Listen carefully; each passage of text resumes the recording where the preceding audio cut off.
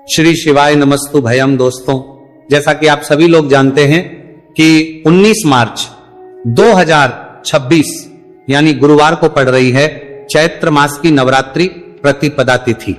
और दोस्तों, यह वह तिथि है जो चैत्र महीने में पड़ने वाली सबसे बड़ी तिथि है, क्योंकि यह गुरुवार के दिन पड़ रही है और इसका बहुत ही बड़ा और विशेष महत्व होता है। पूज्य गुरु जी ने कहा है कि अगर कभी भी मौका लग जाए और चैत्र महीने की नवरात्रि प्रतिपदा तिथि गुरुवार को पड़ जाए तो आप लोगों को 7 चने की दाल वाला उपाय तो अवश्य ही करना चाहिए। इन दोनों का संयोग बहुत कम आता है। और इसी के साथ में गुरु जी ने अपनी शिव पुराण कथा में बताया है कि इस दिन आपको 7 चने की दाल वाला उपाय तो आपको अवश्य ही करना चाहिए, क्योंकि ऐसा दिन पूरे साल में सिर्फ एक ही बार आता है। और दोस्तों, आप सभी लोग जानते हो कि गुरुवार प्रतिपदा तिथि का अगर सबसे बड़ा कोई उपाय है तो 7 चने की दाल वाला उपाय है। तो दोस्तों, इस गुरुवार प्रतिपदा तिथि के दिन आप लोगों को इस 7 चने की दाल वाला उपाय को जरूर करना है। बहुत सारे लोग होंगे जिन लोगों ने इस उपाय को ना किया हो, मतलब पूरा साल निकल गया, उन्होंने किसी भी दिन इस 7 चने की दाल वाला उपाय को ना किया हो। पर दोस्तों, आपके पास एक आखिरी मौका बचा हुआ है, जो कि 19 मार्च गुरुवार प्रतिपदा तिथि के दिन है। तो इस दिन आप लोगों को इस वाले उपाय को जरूर कर लेना है। भले ही आपने महीने भर इस उपाय को ना किया हो, पर अगर आपने इस चैत्र महीने के गुरुवार प्रतिपदा तिथि के दिन अगर इस वाले उपाय को कर लिया तो आपको इस उपाय को करने का वो फल मिलेगा जिसकी आपने कभी कल्पना भी नहीं करी होगी। इसीलिए आप लोग इस वाले उपाय को एक बार जरूर कर लेना है, ताकि आप लोगों के हाथ से यह मौका ना जा सके और आपको इस उपाय को करने का फल मिल सके। दोस्तों, यह उपाय पंडित जी ने अपनी अभी की ही श्री शिव पुराण की कथा में बताया है, जिस उपाय को आज हम आपको बहुत अच्छे से समझाने वाले हैं। इस उपाय को कर रहे हैं।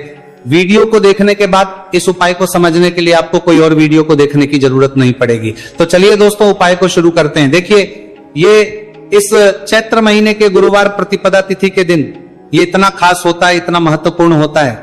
देखा गया है कभी कभी बड़े बड़े पूजा पाठ अनुष्ठान से जो मनोकामना नहीं होते, वो चैत्र महीने के गुरुवार प्रतिपदा तिथि के दिन एक छोटे से उपाय करने से ही आपकी मनोकामना पूर्ण हो जाती है। और बहुत सारे लोगों ने इस उपाय को किया भी है और उनको इस उपाय को करने का फल भी जरूर मिला है। अगर आप लोग भी इस उपाय को करना चाहते हैं तो आप इस उपाय को पहले अच्छे से समझ लेना, सुन लेना, उसके बाद करना। आपको इस उपाय का फल जरूर मिलेगा। और इस उपाय को कर लेने से आपके घर में चाहे किसी भी प्रकार और समस्या क्यों ना चल रही हो, आपको उसका कारण भी नहीं पता है कि भाई ये समस्या किस कारण से चल रही है, उसका कुछ भी कारण हो सकता है, जैसे पितृदोष हो सकता है या किसी भी तरह का मंगल दोष भी हो सकता है। तो इस दिन आप लोगों को ये वाला उपाय कर लेना है। ये एक ऐसा उपाय है जिस उपाय को अगर किसी विशेष दिन पर किया जाए तो भाई उस विशेष दिन का जो है वह तो हमें मिलता ही मिलता है, पर हमने उस दिन पर इस उपाय को है तो हमें उससे भी बड़ा फल मिलता है, और फल बहुत जल्दी मिलता है, क्योंकि आप इस उपाय को बहुत ही बड़े और विशेष दिन पर कर रहे हो। तो चलिए अब उपाय के बारे में बात करते हैं, लेकिन उससे पहले आप लोगों को यह जानना आवश्यक है कि आखिर यह उपाय किस समय करना है, किसको करना है और कैसे करना है। तो चलिए हम आगे आपको वीडियो में एक एक करके बता देते हैं। लेकिन उससे पहले अगर आप लोग हमारे चैनल पर पहली बार आए हैं या फिर मेरी आवाज आज पहली बार सुन रहे हैं तो हमारे चैनल सनातन धर्म का संसार को सब्सक्राइब जरूर कर लेना, और इस वीडियो को लाइक करके कमेंट बॉक्स में श्री शिवाय नमस्तुभयम ओम नमः शिवाय जरूर टाइप कर देना। तो दोस्तों, इस 7 चने की दाल वाला उपाय को हमें इस गुरुवार प्रतिपदा तिथि के दिन कैसे करना है, किसको करना है, किस समय करना है और कहां पर करना है, ये सारे सवालों के जवाब आपको इस वीडियो में मिल जाएंगे। और जो ये देखेगा भाई, उसको 7 चने की दाल वाला उपाय जरूर करना चाहिए, क्योंकि इस दिन एक चने की दाल का भी बहुत ही बड़ा और विशेष महत्व होता है। और जब बात आ रहे जाए 7 चने की दाल वाला उपाय की, तो ये सोने पर सुहागा वाली बात हो जाती है और ये एक बहुत ही बड़ा उपाय हो जाता है इस गुरुवार प्रतिपदा तिथि का। तो अब दोस्तों, इस 7 चने की दाल वाला उपाय को आखिर करना किसको है, सबसे पहले हम लोग वो बात जान लेते हैं। तो देखो, घर की जो बड़ी माता होती है, उन माताओं बहनों में से कोई भी एक बड़ी माता बहन इस वाले उपाय को कर सकती है। और दोस्तों, अगर आप चाहे तो अपने घर में से सभी सदस्यों को भी इस उपाय को करवा सकते हैं। अगर किसी व्यक्ति की खुद की कोई मनोकामना है, खुद की कोई दुख और परेशानी है जो कि वो अपने लिए ही करना चाहता है इस वाले उपाय को, तो वह खुद अपने लिए भी कर सकता है। बाकी अगर कोई घर में से ऐसा है जो कि अपने पूरे घर परिवार की सुख और शांति के लिए यह वाला उपाय करना चाहता है तो भाई वो भी कर सकता है, उसमें भी कोई वाली बात नहीं है। कहने का मतलब यह है कि इस उपाय को हर एक सदस्य भी कर सकता है और पूरे घर परिवार के सदस्य के लिए घर की बड़ी माताओं बहनों में से कोई एक माता बहन भी कर सकती। माताएं बहनें अगर घर में उपस्थित ना हो या वह ये वाला उपाय ना कर पा रही हो तो फिर घर का कोई बड़ा सदस्य भी इस 7 चने की दाल वाला उपाय को कर सकता है, चाहे फिर वह पुरुष ही क्यों ना हो, उसमें कोई भी दिक्कत वाली बात नहीं है। अब दोस्तों जो अगला प्रश्न निकल कर आता है वो ये आता है इस उपाय को लेकर कि आखिर इस उपाय को हमें किस समय करना, सुबह के समय करना है कि शाम के समय करना है। तो देखो इस वाले उपाय को आप लोग सुबह के समय भी कर सकते हो और शाम के समय प्रदोष काल में भी कर सकते हो। अब अगर आप पूछो कि भाई सब सबसे उत्तम समय कौन सा रहेगा इस 7 चने की दाल वाला उपाय को करने का, तो हम आपसे बस यही कहेंगे कि इस उपाय को आप सुबह के समय करेंगे तो ज्यादा बेहतर होगा। बाकी अगर प्रदोष काल शाम के समय भी करेंगे तो भी अच्छा होगा, उसमें कोई भी दिक्कत वाली बात नहीं है। तो अब दोस्तों जो अगली सबसे बड़ी और महत्वपूर्ण बात आती है वो ये आती है कि सुबह अगर हम उपाय को करेंगे तो हमें कितने बजे से लेकर कितने बजे तक के बीच में करना है, और शाम के समय प्रदोष काल में करेंगे तो हमें कितने बजे से लेकर कितने बजे के बीच में करना है। तो देखो सुबह जितनी जल्दी हो सके आप उपाय को करने की कोशिश करना। बाकी अगर किसी कारणवश लेट भी हो जाओ, थोड़ी देर भी हो जाए तो 10 या 11 बजे तक भी आप कर लेना, पर 12 बजे से ज्यादा देरी ना हो, ठीक है, इस बात का ध्यान रखना। उसके बाद में दोस्तों अगर शाम के समय प्रदोष काल की बात करें, प्रदोष काल का जो समय है होता है वो शाम के 6 बजे से शुरू हो जाता है। मतलब शाम के 6 बजे से लेकर 7 बजे के बीच का जो समय होता है ये समय प्रदोष काल का समय होता है। तो आप इस उपाय को 7 या 8 बजे के बीच में भी कर सकते हो।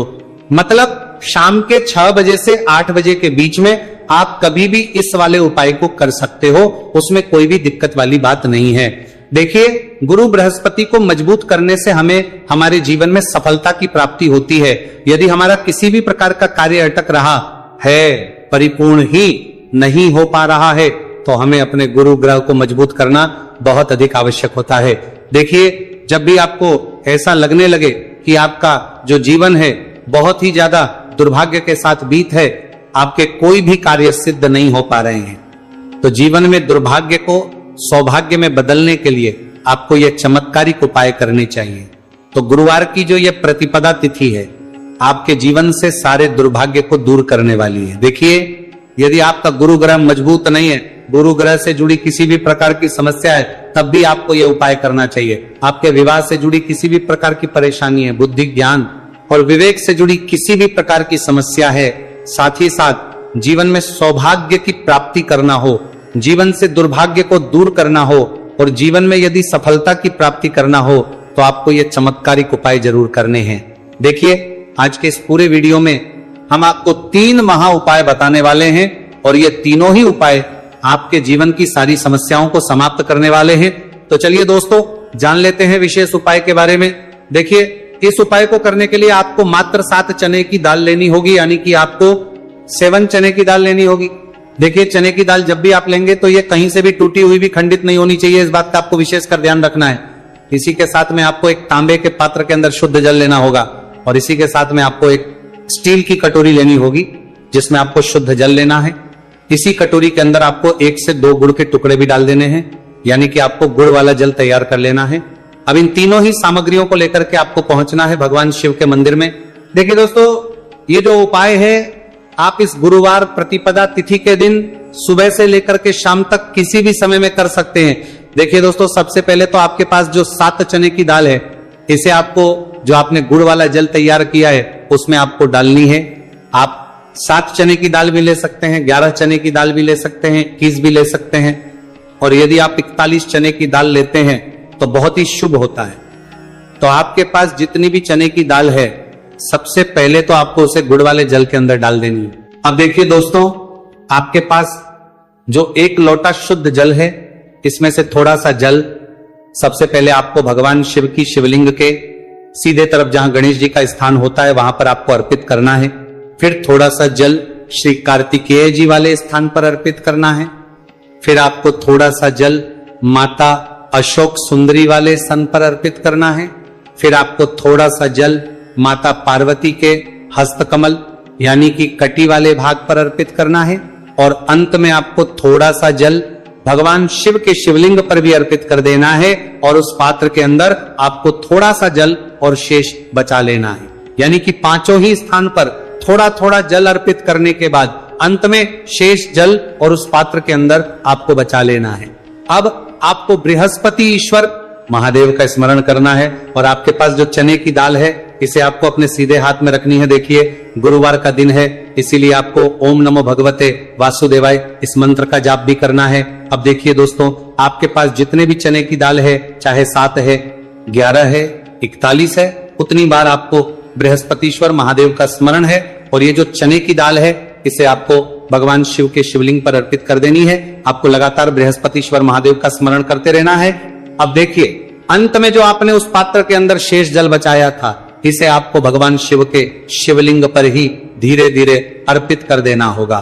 श्री शिवाय नमस्तु भयम इस मंत्र का जाप करते हुए यह उपाय करने मात्र से आपका जो भाग्य है वह स्वर्ण के समान चमकने लगता है। आपके से जो भी दुर्भाग्य है वह दूर होता है। तो इस प्रकार से आपको यह उपाय कर लेना है। यह उपाय आप सुबह से लेकर के शाम तक किसी भी समय में कर सकते हैं।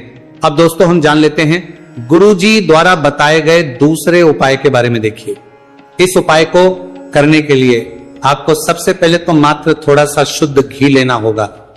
देखिए आपको मात्र आधा चम्मच ही शुद्ध घी लेना है, और इसी के साथ में आपको एक तांबे के पात्र के अंदर आपने ही घर से शुद्ध जल लेना होगा, और इन सभी सामग्रियों को लेकर के आपको भगवान शिव के मंदिर में पहुंच जाना है। आप ये उपाय सुबह से लेकर के शाम तक किसी भी समय में कर सकते हैं।